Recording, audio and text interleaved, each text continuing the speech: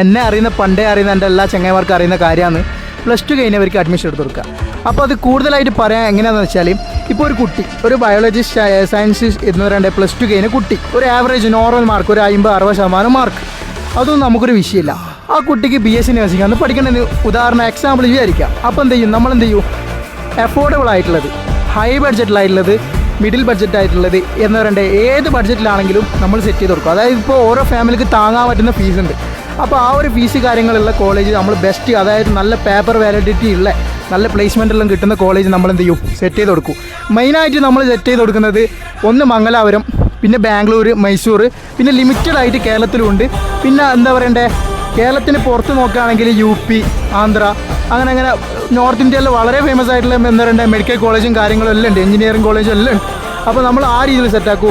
അതില്ലേ നിങ്ങൾക്ക് പുറത്ത് പോകാനോ ഉദ്ദേശമോ, ഉസ്ബെക്കിസ്ഥാൻ ഉണ്ട്, ജർമ്മനി ഉണ്ട്, നിങ്ങൾക്ക് എങ്ങനെ വേണ്ടേ, നിങ്ങൾക്ക് ഏത് കോഴ്സാണ് വേണ്ടേ അത് മാത്രം പറഞ്ഞാൽ മതി. ബാക്കി A to Z കാര്യങ്ങളുടെ ഡീറ്റെയിൽസ് നമ്മൾ നിങ്ങൾക്ക് വാട്സപ്പിൽ സെറ്റ് ചെയ്ത് തരും.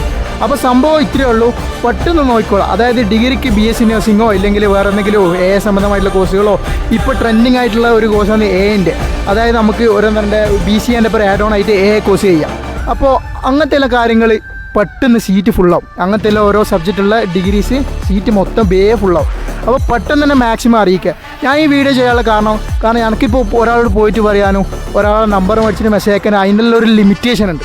ഇതാകുമ്പോൾ എന്ന് വെച്ചാൽ അത്യാവശ്യം നാട്ടിലുള്ള ആൾക്കാരെന്നെ എനിക്ക് കാണുന്നുണ്ട്. നമ്മളെ നാട്ടിൽ തന്നെയുള്ള കുറേ ആൾക്കാരുണ്ടാവും +1 +2 കഴിഞ്ഞ്.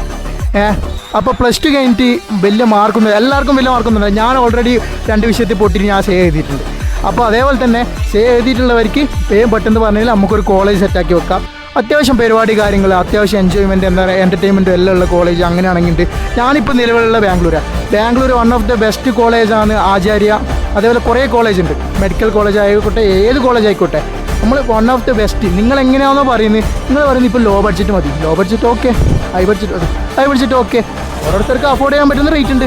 അപ്പോൾ നമ്മൾ ആ രീതിയിൽ നമ്മൾ സെറ്റ് ചെയ്ത് തരും.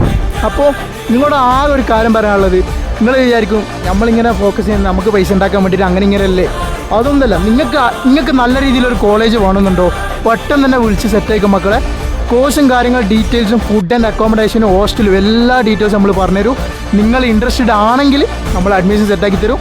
അപ്പോൾ ഇന്ന വിഷയം അങ്ങനെയൊന്നുമില്ല, ഏത് സ്റ്റുഡൻ്റ് ആയിക്കോട്ടെ, ഞാൻ നേരത്തെ പറഞ്ഞല്ലോ, ബയോ ആയിക്കോട്ടെ, കമ്പ്യൂട്ടർ സയൻസ് ആയിക്കോട്ടെ, ഹ്യൂമാനിറ്റീസ് ആയിക്കോട്ടെ, കൊമേഴ്സ് ആയിക്കോട്ടെ, ഇല്ലെങ്കിൽ ഏതെങ്കിലും ആർട്സ് സയൻസ് അങ്ങനെ പലതും ഉണ്ടല്ലോ, VHSC അതേപോലത്തെ ഏത് സ്റ്റുഡൻ്റ് ആയിക്കോട്ടെ, അവരവരുടെ ഡ്രീമായിട്ടുള്ള ഓരോ കോഴ്സുകളുണ്ടാവും.